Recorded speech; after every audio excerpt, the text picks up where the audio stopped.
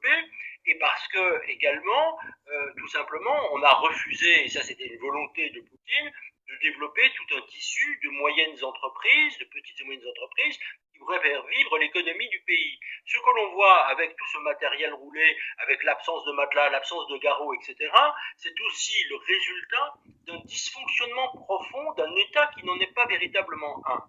Je crois qu'il faut vraiment avoir ça en tête. Alors, sauf que vous restez avec nous, Nicolas Tenzer, sauf qu'à la télé russe, bah, pour eux, tout va bien. On a de l'argent et puis on va les armer, ces nouveaux enrôlés. J'espère sincèrement que nous allons former ces personnes et que nous allons bien les équiper. J'insiste simplement sur ce point, car nous savons tous, et personne ne cache cette information, que nous sommes tous en train d'aider, d'envoyer de l'argent, qu'il y a des cagnottes, que divers fonds sont actifs. J'espère que ces personnes ne manqueront de rien.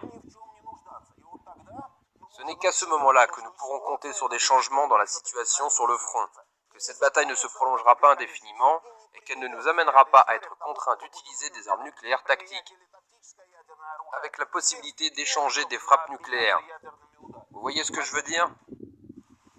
Alors, autre mise en garde de Roussiawan, Vladimir Soloviev, lui, il dit « Attention, ne leur donnez pas, surtout à ces jeunes enrôlés, des armes désuètes, puisqu'ils pourront en témoigner, ils ont des téléphones portables. » En gros, ça va se savoir.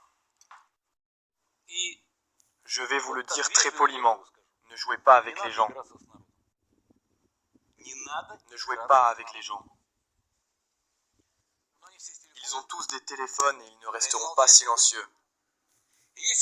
Si on leur donne des choses pourries, s'ils n'ont pas de casque, pas de gilet pare-balles, personne ne va se cacher de le dire.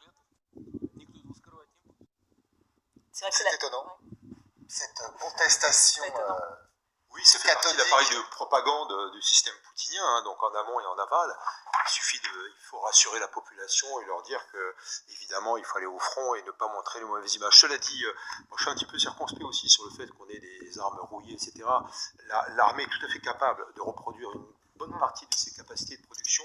On avait calculé que 75% des 3000 missiles de croisière russes ont déjà été tirés. Mais au lieu de tirer des missiles, on tirait des obus. Et au lieu de faire fonctionner les T-72 qui marchent aussi avec des composants étrangers, on va revenir au bon vieux T-62 ou T-54 que j'ai vu sur plein de théâtres d'opération avec des guérillas en Érythrée ou ailleurs de par le monde, en Afghanistan.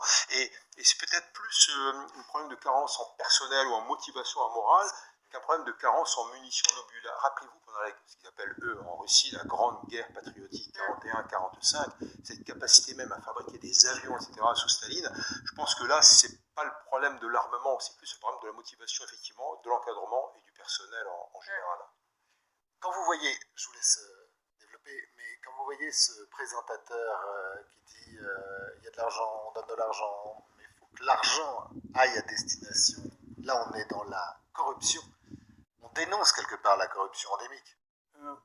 Oui, au premier niveau, je ne l'aurais pas compris comme ça, parce qu'aujourd'hui, le monde des cagnottes existe partout, donc je ne l'aurais pas ressenti comme ça, mais c'est peut-être vrai. Moi, je réagirais plus sur le deuxième présentateur qui nous a habitués à bien d'autres choses. C'est vrai. Et qui là a quand même, pour moi, et je voulais faire la remarque justement sur les images qu'on a vues précédemment, tout se sait, y compris par le mobilisé, qui a toujours son téléphone portable, qui peut communiquer, qui filme le cadre et qui lui donne des directives en disant on n'aura pas ceci, on n'aura pas cela. Donc tout se sait, et je dirais qu'il y a presque une mise en garde finalement de ce présentateur quand même, pourtant extrémiste dans ses propos d'habitude, qui dit en gros indirectement au pouvoir, ne prenez pas nos jeunes gens ou nos jeunes hommes plus âgés sur le terrain pour des gens qui ne savent pas ce qui se passe, ils sont capables de faire savoir que vous ne faites pas tout ce qu'il faut pour assurer cette guerre. Et moi je trouve qu'il est là le message très fort par rapport à tout ce qu'on a entendu d'habitude, qui est complètement extrémiste. Mais là, c'est clair, sachez bien, vous au pouvoir, que les gens que vous envoyez sur le terrain, s'ils ne sont pas bien équipés, ils le feront savoir et que donc il y aura une application pour vous. Le problème, c'est qu'il est proche du pouvoir, ce monsieur. En général, il ne sort pas un mot sans que le pouvoir l'ait validé. Mais peut-être parce que Vladimir Poutine aussi cherche des personnes, des responsables, au cas où cette mobilisation ne se passe pas bien. Hein, et peut-être que c'est une façon de pointer aussi d'autres responsabilités dans les cercles proches de Vladimir Poutine. Je pense à l'état-major, au ministère de la Défense. On sait déjà que le responsable de la logistique sur le front a été limogé il y a quelques jours. Il va falloir trouver des fusibles aussi pour expliquer que ce n'est Vladimir Poutine qui est responsable de ces ratés sur le front, mais d'autres de ses bras droits qui, eux, ont mal géré cette campagne de mobilisation. Il avait demandé des têtes à l'époque du Mossad, et qu'une partie des responsables de la flotte en mer Noire soient exécutés. Oui, absolument. C'est vrai qu'il y a des fusibles, comme Magali le disait.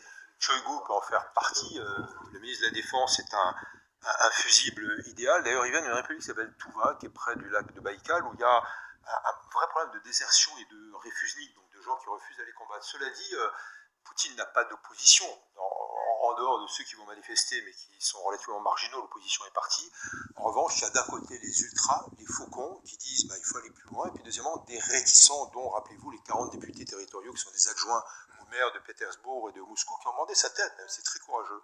On n'a pas une nouvelle d'ailleurs depuis, mais il y a une sorte de dynamique comme cela de la part des faucons pour dire il faut aller plus loin, il faut empêcher toute communication. Je suis d'accord, on est dans un système orwellien, il y a la reconnaissance faciale, il y a des algorithmes, des logiciels, dans les oblasts, les gouverneurs ont charge aussi de repérer qui est potentiellement dissident, etc., etc. Donc on peut dire que les prisons vont être pleines dans les mois, peut-être même les années à venir, s'il n'y a pas de changement de régime. En tout cas, Poutine joue sur ces deux points, c'est-à-dire les réticents et puis deuxièmement les faucons. Les faucons l'aident dans sa démarche, mais jusqu'où?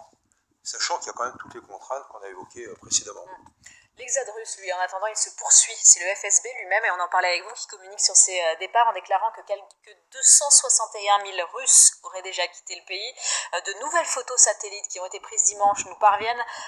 Images de la société américaine Maxar Technologies qui nous montrent, impressionnantes, ces images, des embouteillages de voitures qui fuient la Russie. On peut y apercevoir notamment une file longue de 16 km près de la frontière.